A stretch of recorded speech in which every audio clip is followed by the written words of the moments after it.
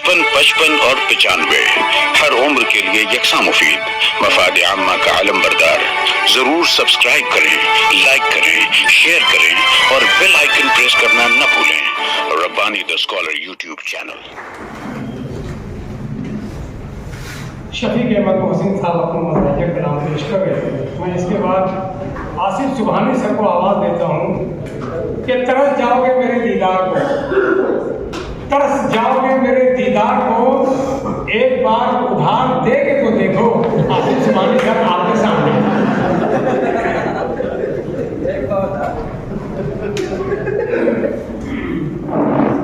अस्सलाम वालेकुम।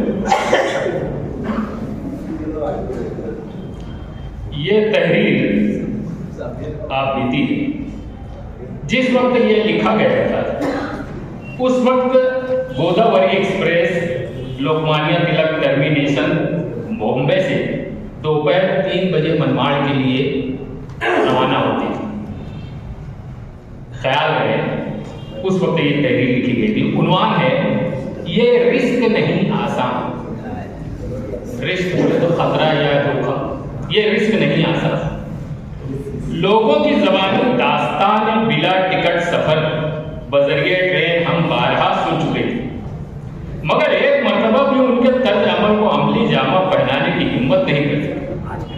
लेकिन इस हकीकत से भी इनकार नहीं किया जा सकता कि कभी न कभी इंसान की जिंदगी में ऐसा वक्त आता है कि लाख एहतियात के बावजूद उसे वो काम मजबूरन करना पड़ता है जिससे वो हमेशा मोहताज रहा है। ऐसी ही सूरत हाल से माजी में हम भी दो चार हुए। हुआ कुछ यूं कि गुज़िश्ता दिनों हम अपने दोस्त मसूद पेंटर के हमरा लग्जरी बस पर सवार होकर मुंबई पहुंचे। वहां हमें अपने एक अजीज दोस्त की अयादत करनी थी जिनकी बाईपास सर्जरी होने वाली थी, और दूसरे बंबई में ही बरसरे रोजगार हमारे फर्जंद अर्जुमन हुज़ैफा से भी मुलाकात करना मकसूद था। अयादत करने के बाद मसूद की क़यादत में हम अपने बेटे से मिलने मीरा रोड चले गए। बेटे के इसरार पर हमने वहां एक दिन क़याम करने का फैसला कर लिया। कुछ जरूरी काम के सिलसिले में मसूद को भिवंडी जाना अज़बज़ जरूरी था, लिहाजा वो हमें दागे मुबारकत देकर बजरिए ट्रेन भिवंडी कूच कर गए। दूसरे रोज हम अपने बेटे के हमरा दोपहर 3 बजे बमुश्किल तमाम लोकमान्य तिलक रेलवे स्टेशन पहुंचे ताकि हम बखैर वाफियत अपने वतन लौट सकें।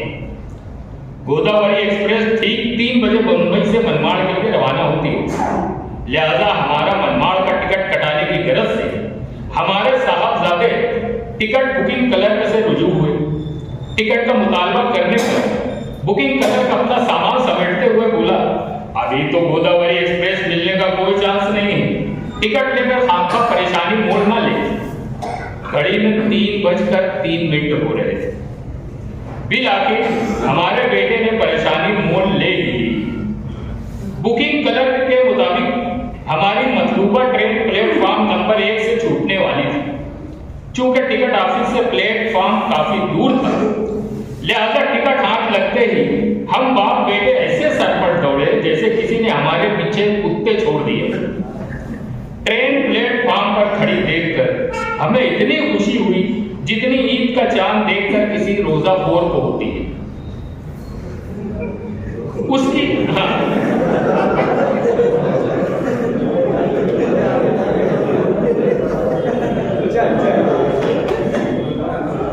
ट्रेन प्लेटफॉर्म पर खड़ी देखकर हमें इतनी खुशी हुई जितनी ईद का चांद देखकर किसी रोजाखोर को होती है। उसी की बगल में प्लेटफॉर्म नंबर 3 पर एक दूसरी ट्रेन भी खड़ी थी जो अब झटका लेकर आगे बढ़ रही थी।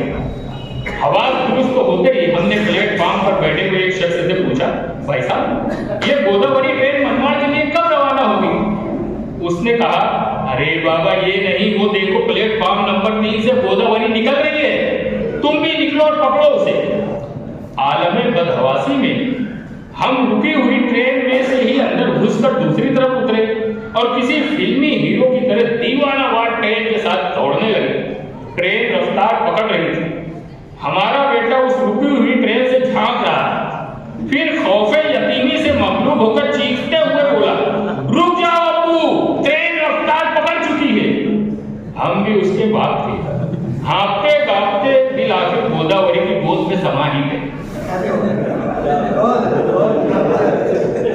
किस्मत ने साथ दिया, वरना याद रफ्तार में हमारा शुमार यही है।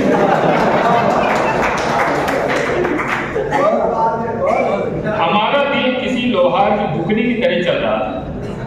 दरवाजे से झांक कर हमने अपने बेटे हुज़ैफा को अलविदा कहा और आकर सीट पर बैठकर हवास दुरुस्त करने लगे।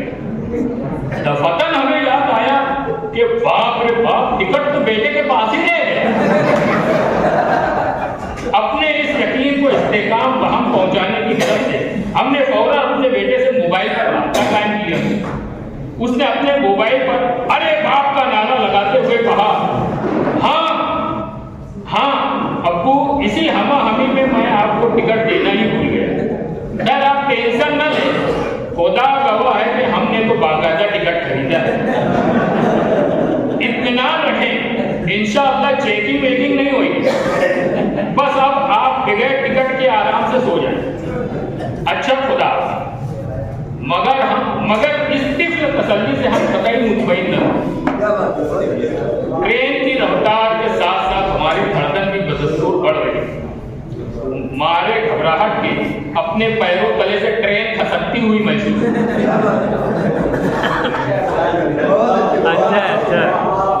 हमने ट्रेन के अंदर नजर दौड़ाई, कोई 30-40 मुसाफिर ही पूरी ट्रेन में रहे हों।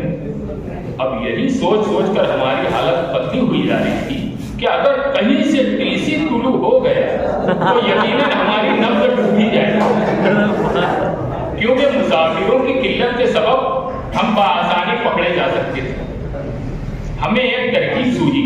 हमने फौरन अपनी शर्ट इन की और अपनी सीट पर आंखें बंद करके इस गुमान में लेट गए कि बिलफर्ज अगर टीसी आ गया तो हमें देखकर ये सोचेगा कि बिना टिकट कोई थोड़े ही इतने इत्मीनान से सोएगा। हो ना हो ये कोई जेंटलमैन आदमी जिसे जगाना मुनासिब नहीं, और फिर वो आगे बढ़ जाएगा। अब हम आराम से सोने की प्रैक्टिस कर ही रहे थे कि हमारी छठी हिस्स खिलाफ टॉके अचानक बेदार हो और हम उठकर ये सोचने लगे कि क्यों ना हम मसूद से भिवंडी फोन लगाकर उनका इंदिया मालूम करें। अगर वतन वापसी के लिए वो राजी हो गए तो हम उनसे कह देंगे कि वो फौरन कल्याण पहुंचे और अपने साथ साथ हमारे लिए भी मनमाड़ का एक जायज टिकट लेकर इंदल्ला मारूर हो जाए। चुनाचा मसूद से हमने फौरन फोन पर रास्ता कायम किया। जिन पे तकिया था वही पत्ते हवा देने के मिकदार मायूसी हाथ आई। उन्होंने माजूरी जाहिर कर दी। तब हमने अपनी हालत जार उनके होश गुजार की। उन्होंने कहा, टेंशन मत लो, बेफिक्र रहो, कुछ भी नहीं होगा, बस इत्मीनान से अपनी जगह सो जाओ। हमने अंदाजा ही नहीं कर पा रहे थे आया ये महज तसल्ली थी या उनका अपना तजर्बा। हमारी हालत न पाए रफ्तन न जाए मातन की सी थी। चेहरा और गला यूं खुश्क हुआ जा रहा था जैसे हम बगैर सहरी के रोजे से। बेकरारी को किसी पर करार न था। मसूद के मशवरे पर अमल करते हुए हम लेट कर टीसी की राह तक रहे थे। बस दिल से यही दुआ निकल रही थी कि हम इंतजार करेंगे तेरा फरागत का, खुदा करेंगे फरागत हो और तू आए।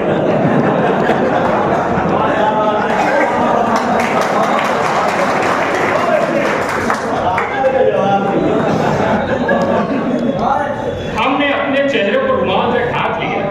फिर उसके बाद सोच का एक लामुतनाहिल सिलसिला शुरू हो गया कि अगर टीसी ने हमें पकड़ ही लिया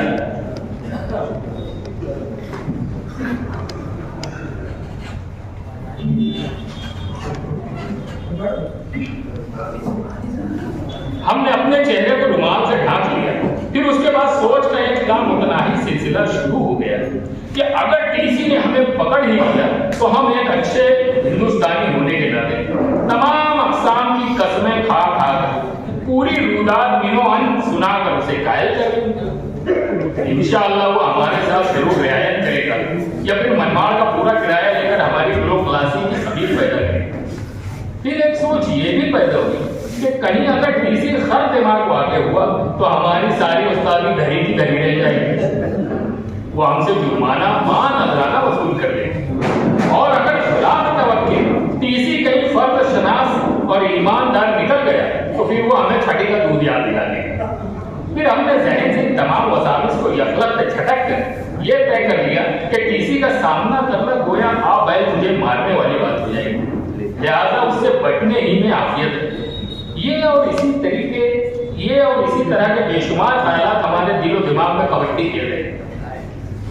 अचानक हमारा मोबाइल बज उठा। घर से हमारी बेगम रुधी हुई आवाज में हमसे कहने लगी, कतई फिक्र मत करना जी, अल्लाह ने चाहा तो तुम्हें कुछ नहीं होगा। मैं यहाँ सूरह यासीन का निसाब करवाने जा रहा हूं।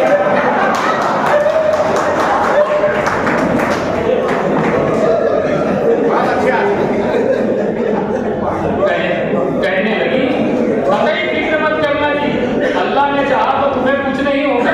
मैं यहाँ सूरह यासीन का निसाब करवाने जा रही हूँ। हमने फौरन कहा, अरे वो तो मरने के बाद किया जाता है ना। कहने लगी, ऐसा नहीं, हर मुसीबत की घड़ी मुझसे पड़ सकते हैं।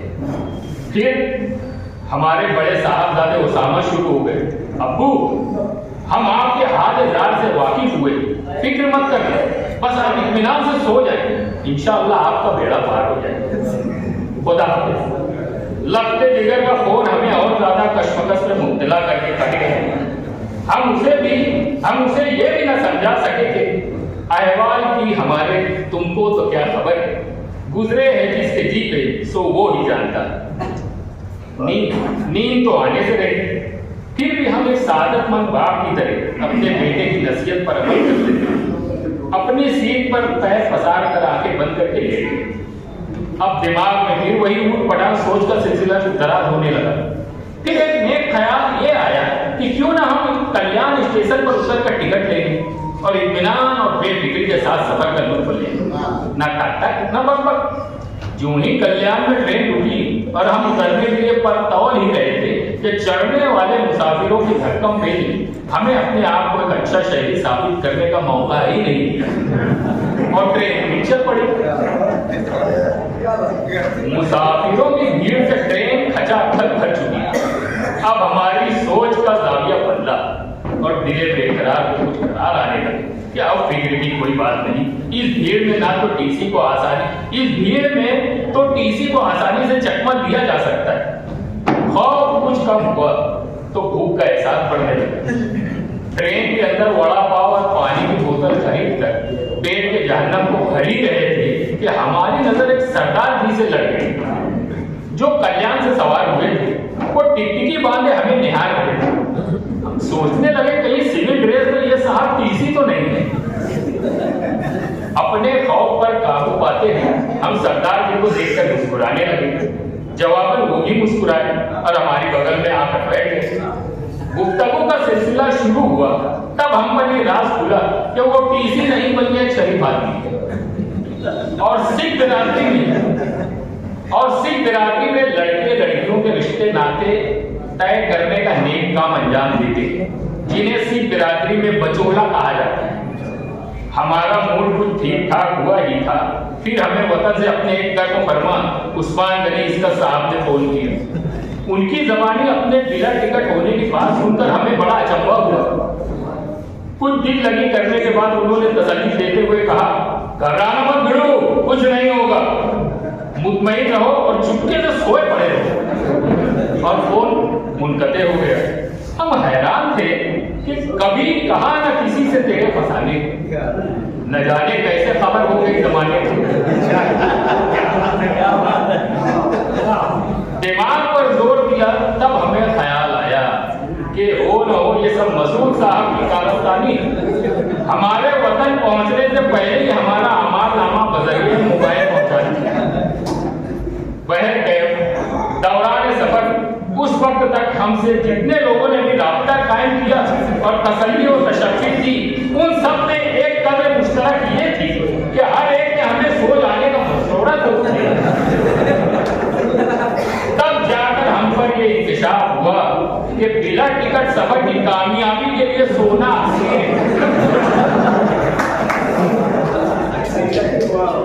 हमने ट्रेन के मुसाफिरों पर एक दायराना नजर डाली तो हमें कई मुसाफिर सोए हुए नजर आए। कुछ बैठे बैठे सो रहे थे, कुछ लेटे लेटे। तब हम अपने आप को मीर कारवां तसव्वुर करते हुए जेर लब गुनगुनाने लगे। मैं अकेला ही चला था जाने की मंजिल पकड़, लोग साथ आते गए और कारवां बनता गया।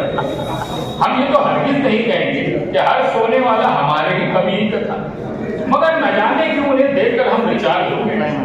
हमने सोचा कि अब सोने में कोई कबाहत नहीं, मगर हमारे पड़ोसी सरदार जी के खर्राटों ने हमें सोने का मौका ही नहीं दिया।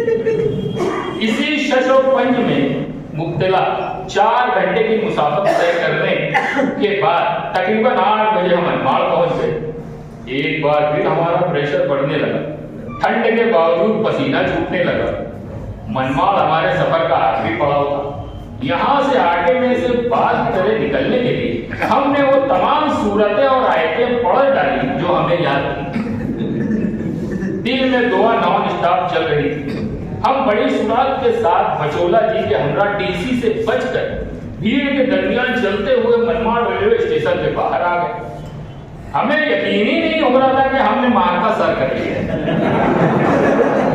हम इस कदर खुश थे जैसे किसी म्यूनिसिपल प्राइमरी टीचर को 7 महीने के बाद एक माह की तनख्वाह मिली।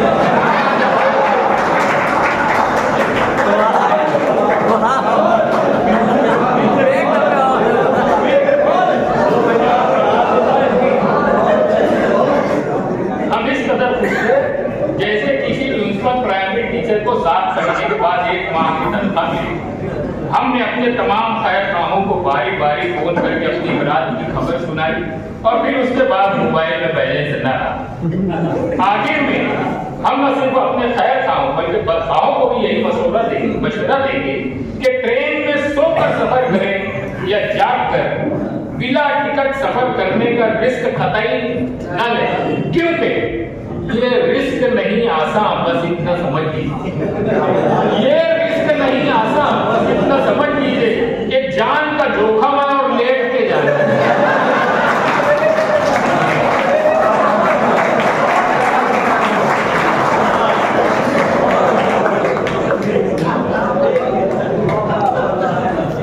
सुभानी साहब को जो भी मैसेज मिल रहा था सब यही बोल रहे थे कि सर सो जाओ, सर सो जाओ। मसूद साहब भी बोले, इसका साहब भी बोले, पर वो एक शेर बोले थे कि मैं अकेला ही चला था जाने के मंजिल मगर, मैं अकेला ही चला था जाने के मंजिल मगर, लोग कतराते गए और मैं घर वापस आ गया।